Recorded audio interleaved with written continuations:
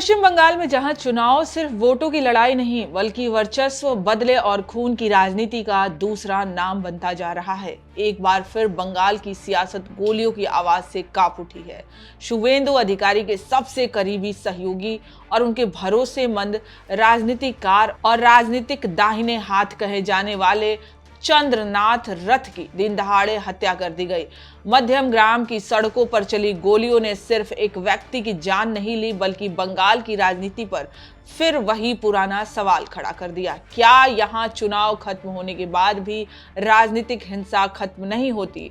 लेकिन इस पूरी कहानी का सबसे दर्दनाक पहलू एक मां की वो चीख है जो अब पूरे बंगाल में गूंज रही है। चलिए जानते हैं। नमस्कार, मैं हूं आपके साथ गरिमा शर्मा और आप देख रहे हैं इंडिया.com। चंद्रनाथ रथ की मां हासी रानी रथ का दावा है कि उनके बेटे की मौत किसी निजी दुश्मनी का नतीजा नहीं बल्कि चुनावी बदले की राजनीति का परिणाम है। उनका कहना है कि चुनाव प्रचार के दौरान खुले मंचों से धमकी दी गई थी। 4 तारीख के बाद दिल्ली वाला बाप भी नहीं बचा पाएगा और अब एक मां कह रही है कि वो धमकी सच करके दिखा दिया गया। मीडिया रिपोर्ट्स के मुताबिक चंद्रनाथ रथ पर हमला बेहद पेशेवर तरीके से किया गया। हमलावर पहले से घात लगाकर बैठे थे और जैसे ही उनकी गाड़ी मध्यम ग्राम इलाके में पहुंची, ताबड़तोड़ गोलियां बरसा दी गई। घायल हालत में चंद्रनाथ को अस्पताल ले जाया गया, लेकिन इलाज के दौरान उनकी मौत हो गई।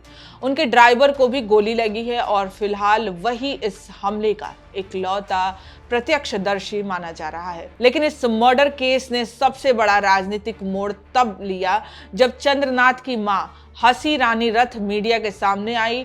आंसुओं के बीच उन्होंने जो कहा उसने पूरे मामले को और गंभीर बना दिया।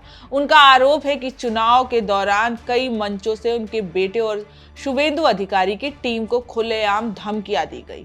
हसी रानी रथ ने दावा किया है कि उनके बेटे को इसलिए निशाना बनाया गया क्योंकि वो भवानीपुर और नंदीग्राम जैसे संवेदनशील इलाकों में पार्टी की चुनावी रणनीति संभाल रहे थे।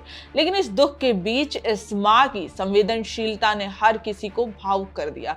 उन्होंने कहा है, मैं नहीं चाहती कि हत्यारों को फांसी दी जाए क्योंकि मैं नहीं चाहती कि किसी और मां की गोद मेरी तरह सूनी हो जाए।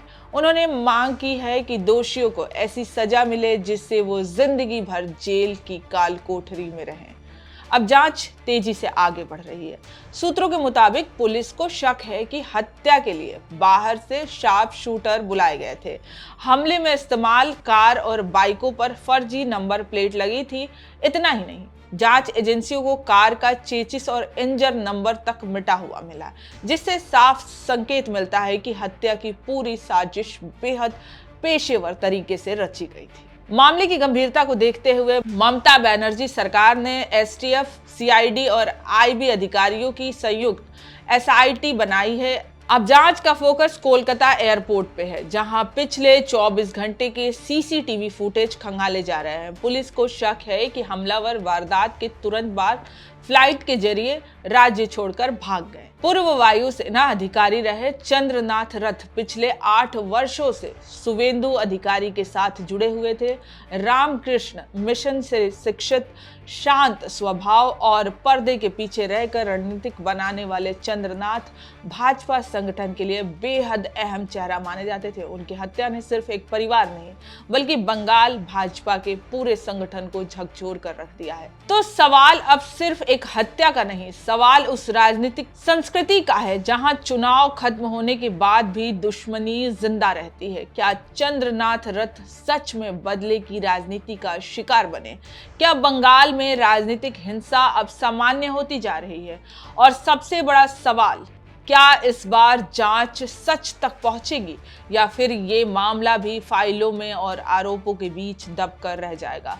फिलहाल चांदीपुर के कुलूप गांव में मातम पसरा है। एक मां इंसाफ मांग रही है और बंगाल एक बार फिर सियासत और खून के रिश्तों पर सवालों के घेरे में खड़ा हो गया है। इस घटना को लेकर आप क्या सोचते हैं? अपनी राय हमें कमेंट्स में जरूर बताएं। वीडियो पसंद आए तो लाइक, शेयर और इंडिया.com को सब्सक्राइब करना ना। अब आप जहां भी हैं वहीं से खबर भेज सकते हैं। आपके आसपास कुछ घट रहा है या कोई खास बात, तो बस अपना मोबाइल उठाइए और फिर न्यूज के ऐप पर शेयर कर दीजिए।